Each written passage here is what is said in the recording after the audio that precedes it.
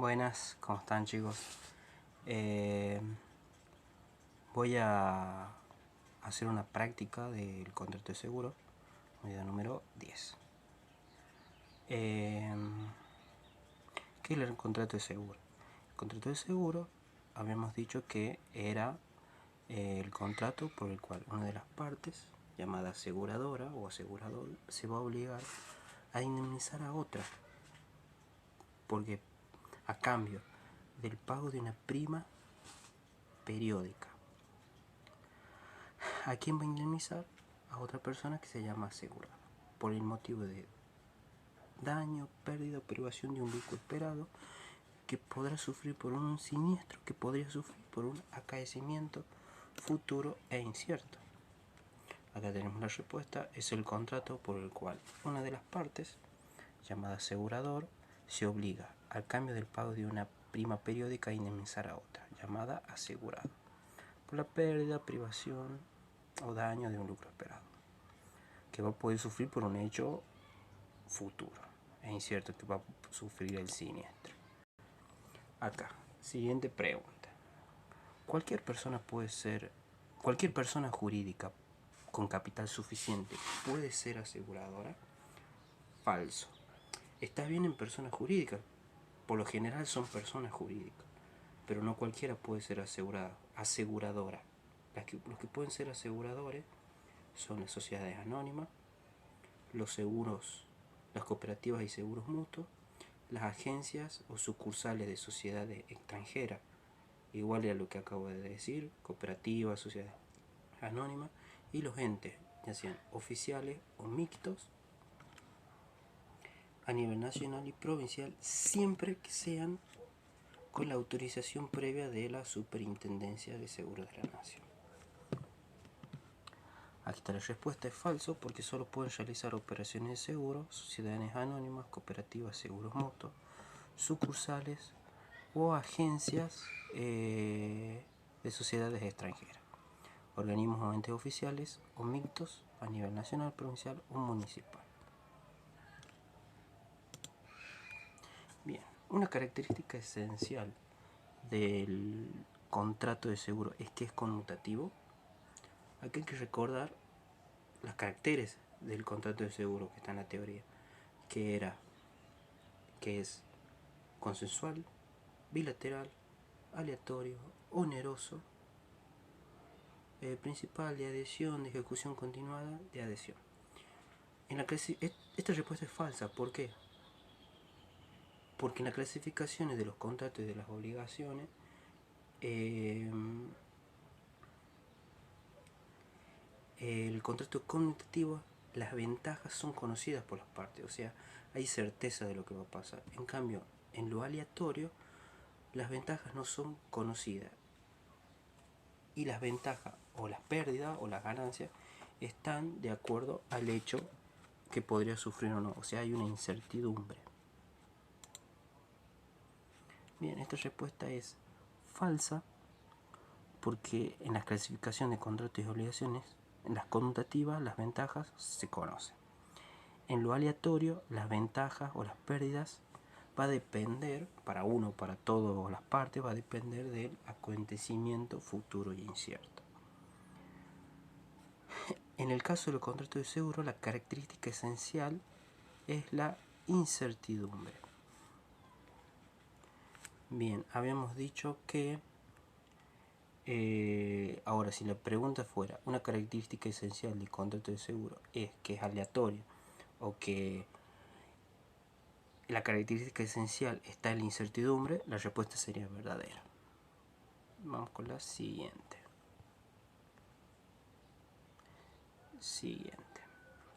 ¿El asegurador, tomador o beneficiario pueden subsumirse en una sola persona? Puse verdadero, marqué la respuesta. Si vemos la teoría en donde dice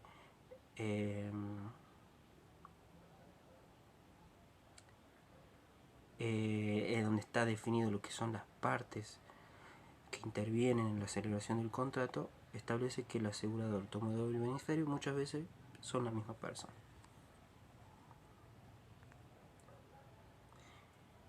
Bien, siguiente pregunta. ¿El beneficiario puede no ser parte del contrato de seguro? Esta respuesta es verdadera. ¿Por qué? Porque solo en los casos del seguro de vida, ahora si pongo verdadera, está mal, así solo. ¿Por qué? Porque habíamos dicho que el beneficiario es parte también del contrato de seguro en los seguros de daño. Pero en los seguros es verdadera por los seguros de vida. Porque en el seguro de vida, en los seguros de vida o en los contratos colectivos, el beneficiario no participa del contrato de seguro. ¿Por qué? Analicemos el caso del seguro de vida.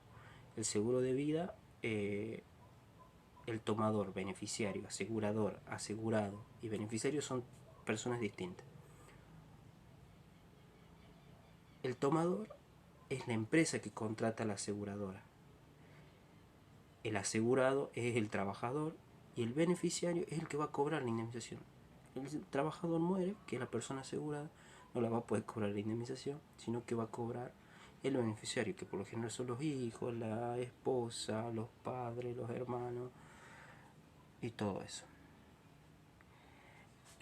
Siguiente pregunta.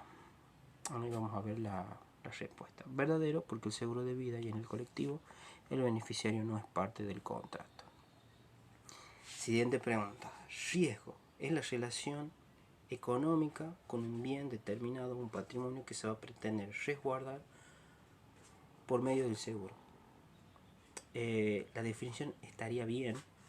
El tema es que esta respuesta es falso. ¿Por qué? Porque ese concepto es del interés asegurable. Y el riesgo es la amenaza de daño que va a afectar directamente al patrimonio de una persona o a la persona, donde acá se va a verificar la posibilidad de que ocurra un hecho o un evento que va a ser desfavorable para el patrimonio de la persona.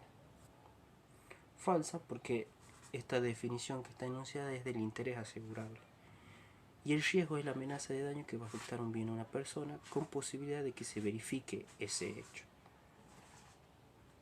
La prima está en función del interés asegurado y a mayor riesgo, mayor valor de la prima. Esta pregunta es verdadera. ¿Por qué? Porque acá el contrato de seguro está en función directa con riesgo y la pérdida que ocasiona. Por lo tanto, si hay un interés asegurado y después hay una coma, dice a mayor riesgo hay mayor valor de la prima. Sí, es verdadero, porque entre más riesgo se asuma, mayor el precio va a ser, porque va a haber que cubrir más riesgo. Acá hay que recordar que no hay una cobertura gratuita. Bien, como respuesta, ¿qué ponemos? Verdadero, porque la prima es un cálculo matemático del riesgo. Se complica un poquito la respuesta. Tendrá una relación directa con el riesgo, lo que estaba hablando, y por eso podemos decir que a mayor riesgo mayor será el valor de la prima. ¿Cómo se determina la prima pura? Bueno, la prima pura es la prima matemática, que su cálculo va a depender de hipótesis estadísticas y financieras. O sea que ya viene determinado el precio de la prima. También llamada prima de riesgo matemática, su valor se calcula según hipótesis estadísticas o financieras o experiencias empíricas. El pago de la prima debe ser probado por el asegurado para poder reclamar la indemnización. Verdadero. ¿Por qué? Porque si vemos las consideraciones de la prima, es uno de los requisitos a la hora de determinar la prima, que el pago debe ser aprobado por el asegurado. Veamos.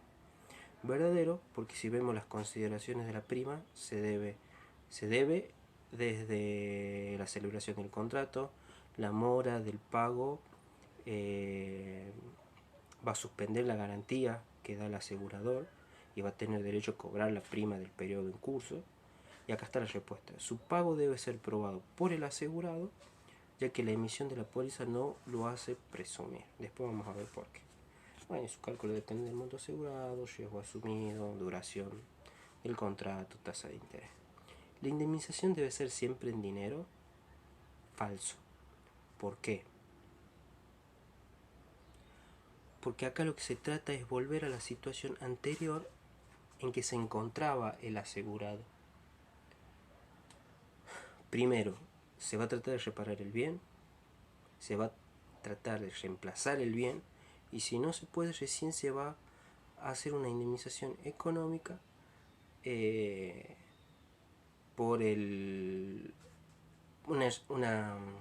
una indemnización monetaria equivalente a la pérdida sufrida. Siempre hay que recordar que no se puede obtener una ganancia en este tipo de contrato. Veamos la respuesta. La indemnización es la compensación o resarcimiento económico, que una vez que se produce el siniestro, el importe lo debe pagar la aseguradora, que es consecuencia de la contraprestación que corresponde por parte del asegurador, que es su obligación, debido al pago de la prima que hace el asegurado. Acá lo que se trata, el fin de la indemnización, es conseguir una reposición económica en el patrimonio del asegurado, a través de una sustitución de los objetos dañados o mediante la entrega de una cantidad equivalente a los bienes lesionados. ¿Cuáles son los pasos que debe seguir un asegurado o beneficiario para poder cobrar la indemnización? Este punto está definido donde dice en la ley trámite para el pago, que establece que son todos los que, el beneficiario cuando se produce el siniestro debe hacer la denuncia del siniestro entre los 3 días. El beneficiario debe brindar la información complementaria que ponga en relieve o demuestre las circunstancias en que se produjo el siniestro. Y acá empieza lo del asegurador. La aseguradora tiene derecho a pedir la información complementaria o la información que ponga en relieve, que demuestre el siniestro, siempre y cuando siempre que las pruebas sean razonables de presentarse por parte del asegurado. Bueno, y una vez que se verifica que el siniestro se realizó, se tuvo los cuidados correctos, hubo un interés del asegurado de que no ocurra, tuvo, por ejemplo, contrato un seguro contra incendio, y bueno, y si en la casa yo no tengo un matafuego, entonces nunca hubo una intención de que no tuve los cuidados necesarios para que no se cumpla. Bien, suponiendo que contraté un seguro por incendio, tengo un matafuego, se me quemó igual la casa, re drástico, ¿viste? Todos los ejemplos. Cumplí. Entonces, ahí el asegurador va a tener 30 días para pronunciar el derecho del asegurado. Mira, el beneficiario debe notificar el siniestro entre los 30 días de producido el hecho. Este beneficiario está obligado a suministrar la información necesaria que verifique el siniestro y la extensión de la prestación a cargo del asegurador. La extensión de cobertura que hablan en la prima. El asegurador puede requerir las pruebas en cuanto sean razonables que el asegurador las pueda suministrar, que las pueda brindar. Y bueno, el asegurador debe pronunciar acerca del derecho del asegurado dentro de los 30 días de recibida la información complementaria. Siguiente pregunta. Aceptada la indemnización ofrecida por la compañía, ¿la aseguradora tiene el plazo de 30 días para proceder a pagarla? Falso. ¿Por qué? Ya directamente lo leo. Porque en el artículo 49, en los seguros, una vez que se aprobó la indemnización, se aceptó la indemnización ofrecida,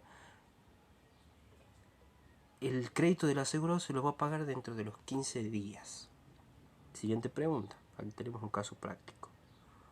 Juan contrató un seguro para su auto, el cual, según los cálculos, la prima debería ser de 10 pesos.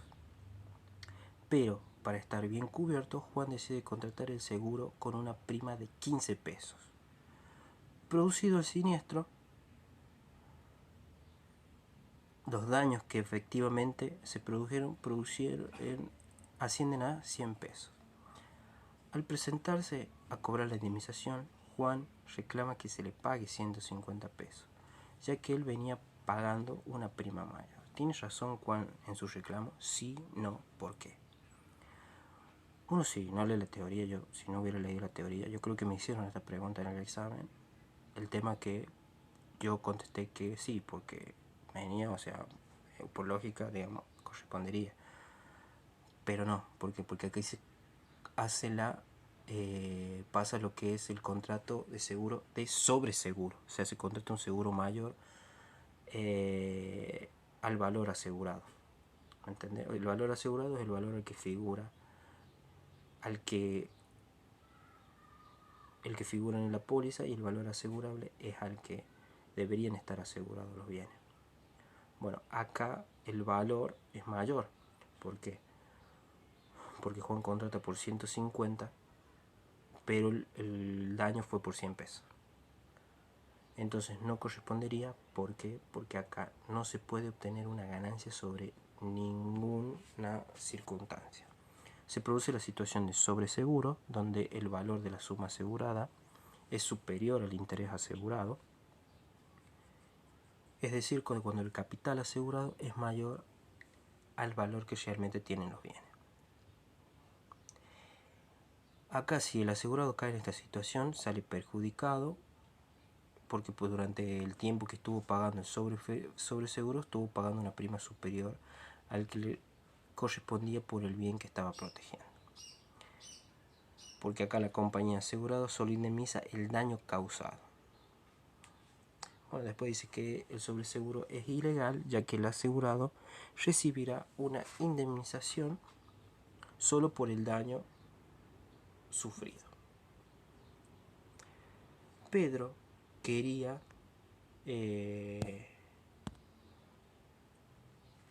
mucho su auto.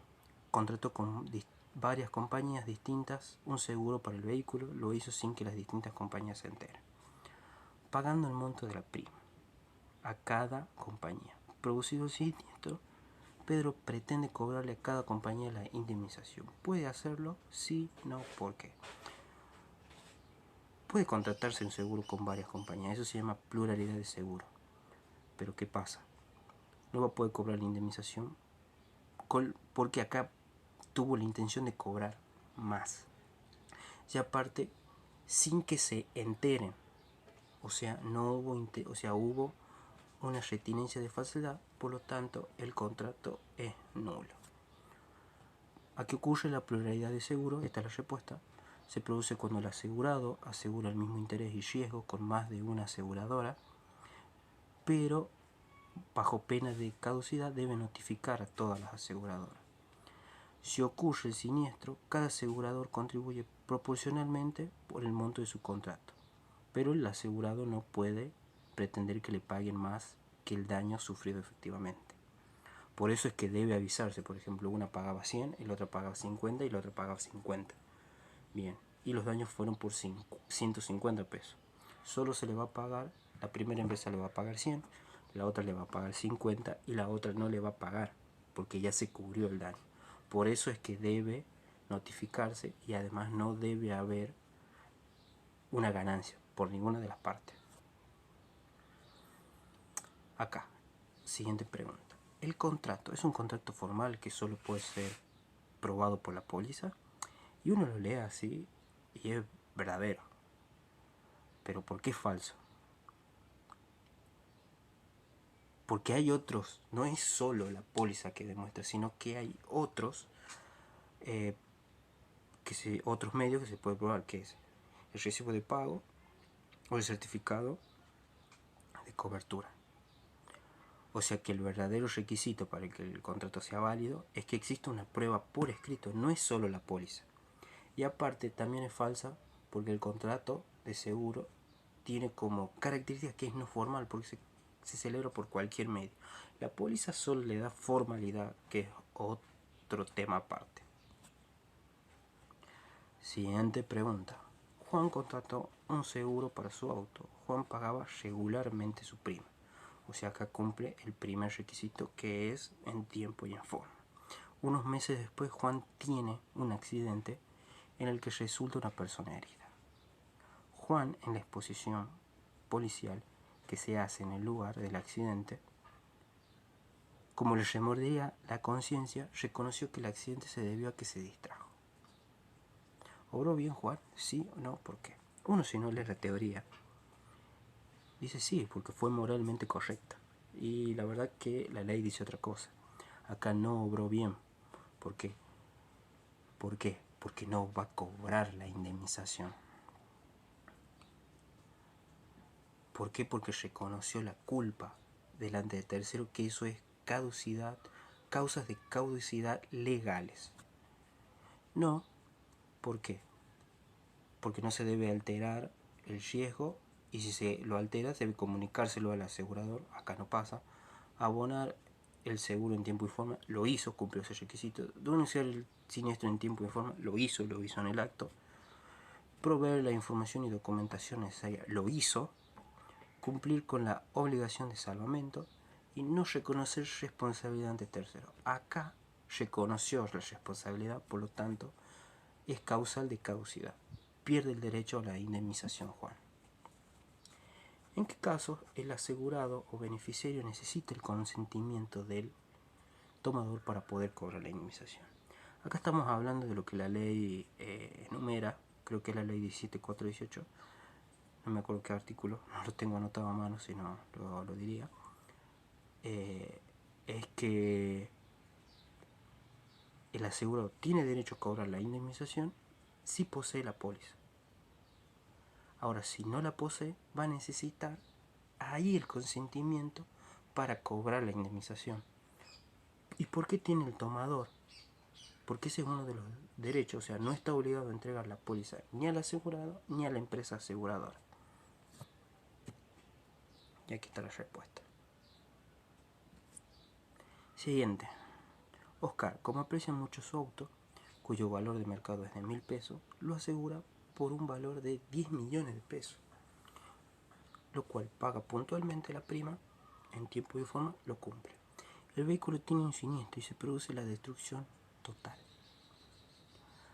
Oscar se presenta y pretende cobrar la indemnización. ¿Podrá hacerlo? Sí, no, ¿por qué? No, no podrá hacerlo. Primero, el contrato es nulo porque tuvo intención de cobrar, de obtener una ganancia. Aparte se cumple el seguro de que es un sobreseguro, porque el valor tenía que ser 100 y él lo aseguró por 10 millones.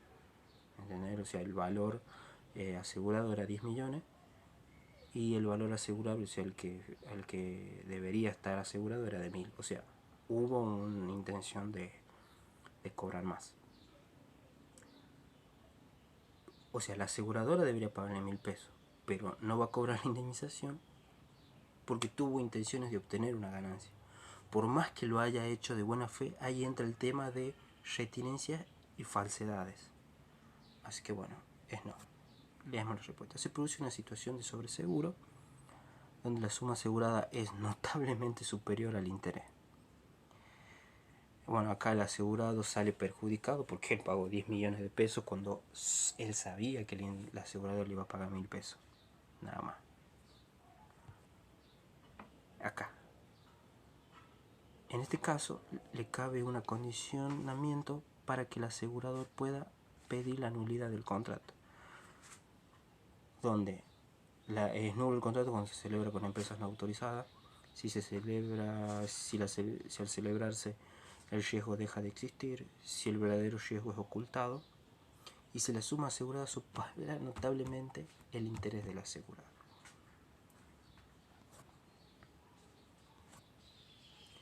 ¿En qué momento empieza a corresponder la responsabilidad de la aseguradora? Una vez que se contrata, se comienza a las 12 horas del día en que inicia la cobertura fijada en el contrato y termina a las 12 horas del último día del plazo establecido. Última pregunta. María contrató un seguro para su vehículo. Puntualmente, la prima del mismo, pasado unos meses, María sufre un accidente. María, como estaba muy ocupada, deja pasar varias semanas y recién cuando puede hace la denuncia del siniestro y pretende cobrarla. ¿Podrá hacerlo? Sí, no, ¿por qué? Bien. Primero, María contrató un seguro. Estamos perfectos. Paga puntualmente la prima. Listo. Tiene derecho porque pagó en tiempo y forma. Pero acá, ¿qué pasa? Pasados unos meses, María sufre un accidente. Y María estaba muy ocupada y deja de pasar 2 semanas, vamos a decir 14 días. Y recién cuando puede, cuando se acuerda, hace la denuncia del siniestro y pretende cobrar la indemnización. No lo va a poder hacer, más allá de que ella cumplió con su parte, pero ¿qué pasa? Esto es caducidad legal, porque tiene que denunciar en tiempo y en forma y no cumplió con el requisito para el trámite. O sea, hoy es el siniestro, tengo 3 días para denunciar, por lo tanto no va a cobrar la indemnización. Vamos a ver qué hay respuesta. En principio no podrá cobrarla porque se va a invocar las causales de caducidad. ¿Cuáles eran? Que se debe cuando se denuncia el siniestro fuera del plazo legal establecido. Bueno chicos, esto es todo la unidad del práctico. Espero que les sirva. Voy a seguir con la 11.